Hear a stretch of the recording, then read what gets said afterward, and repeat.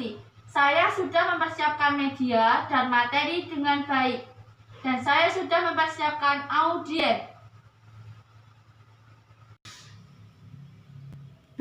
Fase orientasi. Assalamualaikum warahmatullahi wabarakatuh, Ibu-ibu. Waalaikumsalam warahmatullahi wabarakatuh. Selamat pagi. Di sini nanti saya izin mengontrak waktu ibu-ibu sekitar 10-15 menit ya, Bu. Iya. Saya Lutfika dari Universitas Kusuma Wada. Di sini nanti saya akan menjelaskan dan menambah pengetahuan ibu-ibu tentang pendidikan seksualitas. Untuk sebelumnya, apakah ibu-ibu sudah siap? Sudah. C.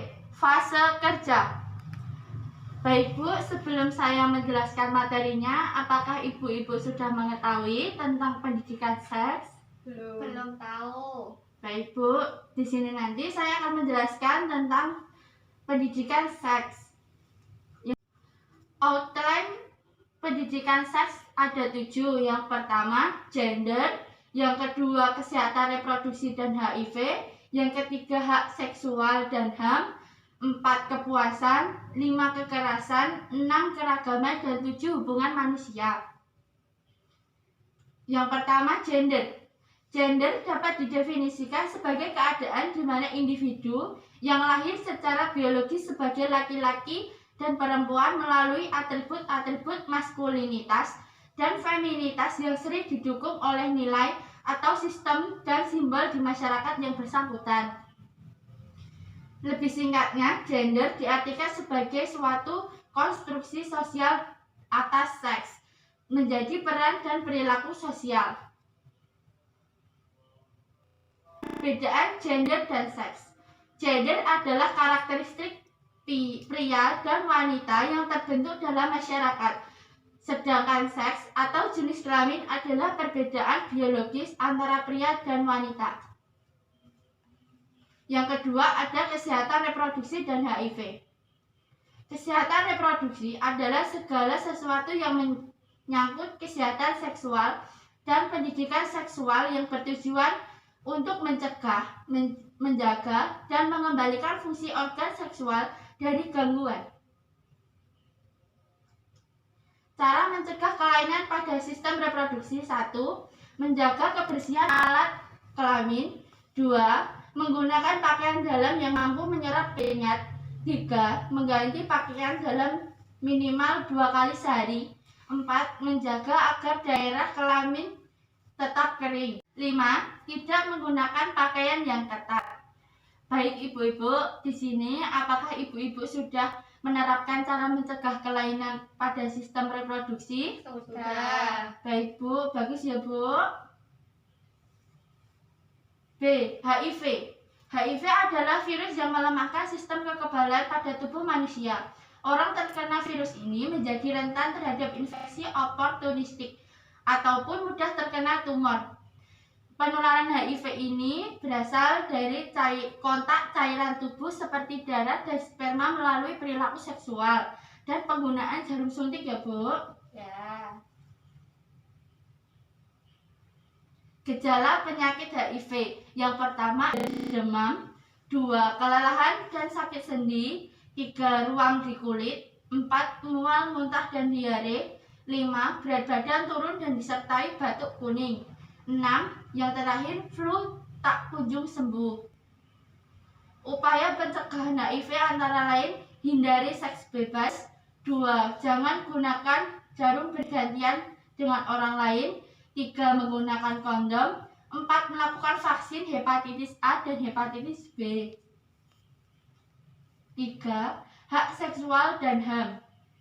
Hak seksual dan reproduksi HKSR menjamin setiap individu untuk dapat mengambil keputusan terkait aktivitas seksual dan reproduksi mereka tanpa adanya diskriminasi, paksaan, dan kekerasan. HKSR memastikan seorang individu untuk dapat memilih apakah ia akan melakukan aktivitas seksual atau tidak, kapan dia akan melakukan aktivitas itu, dan dengan siapa. HKSR merupakan bagian dari HAM karena komponen HKSR berasal dari komponen-komponen HAM seperti hak untuk hidup, hak untuk bebas dari penyiksaan, hak untuk mendapatkan privasi, hak untuk mendapatkan pendidikan, dan hak untuk terbebas dari diskriminasi. Artinya, HKSR layaknya HAM bersifat mutlak dan universal. Secara umum, HKSR mencakup hak seluruh manusia untuk 1. Mencari, menerima, dan mengkomunikasikan informasi terkait seksualitas. 2. Menerima pendidikan seksual. 3. Mendapatkan kehormatan atas integritas tubuhnya. 4. Memilih pasangan. 5. Memilih untuk aktif secara seksual atau tidak. 6. Melakukan hubungan seks konsensual. 7. Menikah secara konsensual. 8. Memutuskan untuk memiliki anak atau tidak dan kapan waktu yang tepat untuk memiliki anak. 9. Memiliki kehidupan seksual yang memuaskan, aman, dan menyenangkan. 4. Kepuasan. Seksualitas manusia merupakan sebuah realita kompleks yang di dalamnya terdapat perilaku, erotisme, kenikmatan, kekerasan. Merupakan tindakan yang dilakukan dalam rangka memenuhi dorongan seksual untuk mendapatkan kepuasan seksual. Seksual dilakukan secara menyenangkan dan tanpa paksaan. 5. Kekerasan. Menurut WHO, kekerasan adalah penggunaan kekuatan fisik dan kekuasaan ancaman atau tindakan terhadap diri sendiri, perorangan, atau sekelompok orang yang mengakibatkan trauma, kematian, kerugian psikologis, kelainan perkembangan, atau perampasan hak. Kekerasan terhadap perempuan, tindakan kekerasan berbasis gender, mengakibatkan bahaya seksual dan mental fisik atau penderitaan perempuan. Kekerasan pasangan intim, kekerasan seksual menyebabkan munculnya suatu penyakit, misalnya HIV, aborsi, dan stres. 6. Keragaman.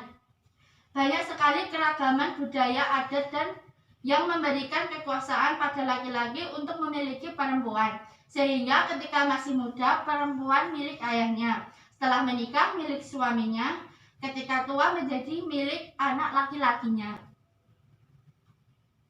Budaya yang masih memberikan tekanan pada laki-laki dan perempuan dalam kenyataannya lebih menekankan pada perempuan sehingga seakan-akan sudah menjadi hak bagi masyarakat untuk menggugatnya apabila kejadiannya tidak sesuai dengan kebiasaan yang dilakukan tentang keputusan menikah, melahirkan, dan lain-lain. Pria yang beresiko tinggi menjadi pelanggan penjajahan seks. Perilaku semacam ini menempatkan istri mereka dalam posisi rentan terhadap penyebaran IMS dan HIV. 7. Ada hubungan manusia. Hubungan sehat. Hubungan yang sehat adalah hubungan yang dikatakan sehat jika kamu dan pasangan bersikap terbuka. Kalian merasa nyaman, saling berkata jujur saat membahas apapun, mulai dari perihal perasaan, pekerjaan, kegagalan, hingga keuangan.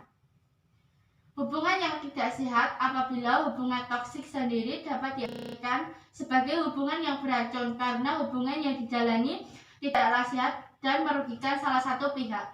Dengan kata lain, hubungan ini melibatkan perilaku merusak atau beracun sehingga berdampak buruk baik secara fisik maupun mental.